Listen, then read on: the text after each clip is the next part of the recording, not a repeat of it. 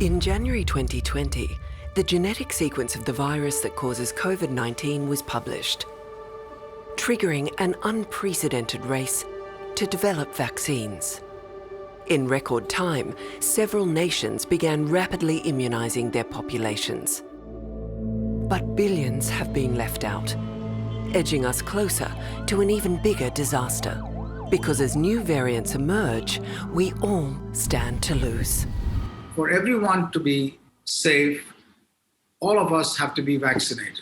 And the attitude that vaccinating only yourself or your country will be sufficient is scientifically not correct. It's not morally correct. This really illustrates the biggest challenge of our time.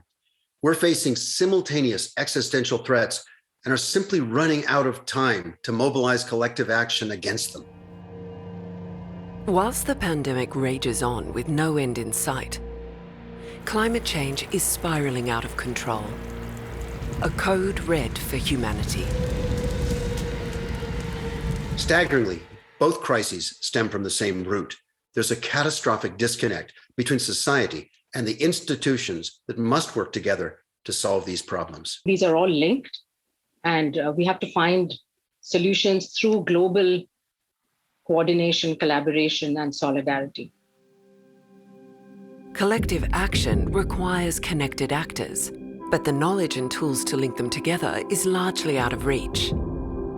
Most public institutions can't afford access to commercial databases, let alone the vast majority living in the global south. Universities and governments spend over $1 billion every year just to access this knowledge. It's an absurd expense that impedes progress even in the wealthiest nations. But shamefully, this cost also excludes 80% of the world's population, its people and its institutions, from their necessary role as innovators. And you cannot actually distribute equitably the opportunity to solve problems if the underlying knowledge is unavailable. And if it's locked up and used only by a few, it benefits those few. But even with access, the knowledge itself is often opaque and deeply fragmented. It is closed. We can't solve complex and challenging real-world problems by working only within our own domains and our own silos. But this is what we still tend to do. And that difficulty is further compounded by legal and technical barriers. And all this makes forming productive partnerships often little more than a stab in the dark. That ends now. We created The Lens, a platform built on completely open data to find, incentivize, and coordinate the many actors in the innovation ecosystem for collective action. Much of the world's innovative capacity has been found in either academic research publications or patents. Patents are a very powerful educational tool.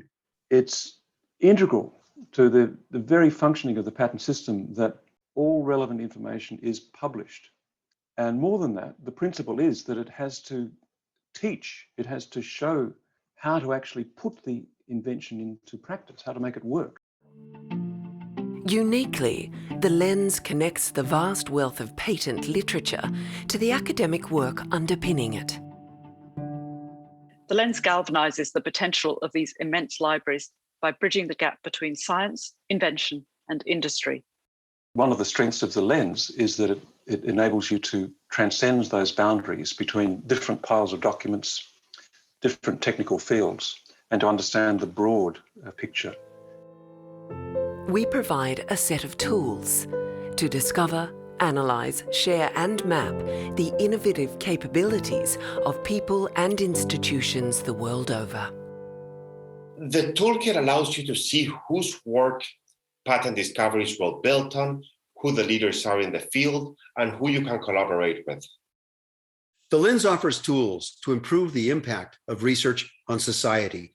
We enable universities and governments, investors and enterprise to forge partnerships and find pathways to create the outcomes we need for the challenges we face.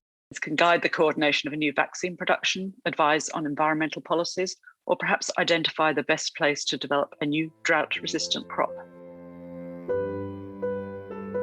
And because collective action needs a more inclusive and equitable innovation system, We guarantee that no one will be denied entry to the lens because of an inability to pay. As a social enterprise, we're passionate that everyone and every institution should have access to the same tools and same knowledge to solve global problems together. Using a tiered model, we ask the institutions that can afford to license the toolkit to open the door to those that can't. We call this LEAP, the Lens Equitable Access Program. Our platform is free to any individual and at a fraction of the commercial cost for even the wealthiest organizations.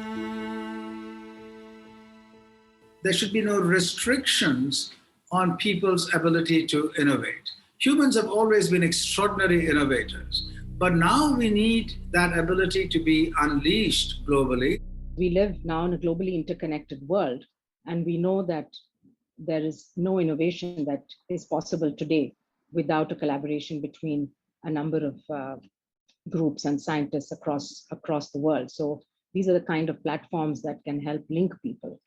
Let's be clear, it's about equity, it's about access, and it is about recognising everybody's genuine worth and capacity to contribute. So I'd like to advocate for giving the world a fair go.